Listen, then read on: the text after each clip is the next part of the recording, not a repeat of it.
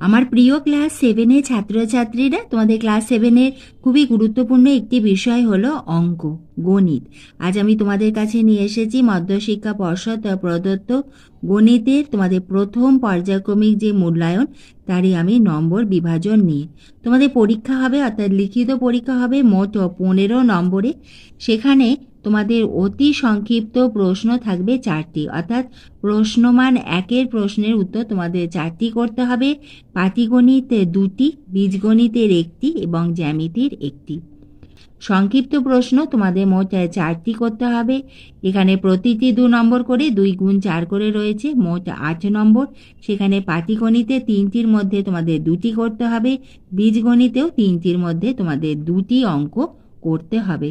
সম্পাদ্য তোমাদের 1টি করতে হবে, তাতে রয়েছে 3 নম্বর, 3 মার্কস, এবং সম্পাদ্য তো তোমাদের 2টির মধ্যে 1টি করতে হবে। তাহলে তোমরা নিশ্চয়ই বুঝতে পারলে তোমাদের প্রথম পর্যায়ক্রমিক মূল্যায়ন অর্থাৎ ফার্স্ট ইউনিট টেস্টে তোমাদের অঙ্কের যে নম্বর বিভাজন।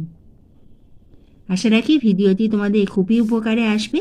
ভালো লাগলে একটা লাইক করে দিও, বন্ধুদের শেয়ার করে দিও। এইভাবে আমি তোমাদের ভিডিও দিতেই থাকবো, তোমরা লক্ষ্য রেখো।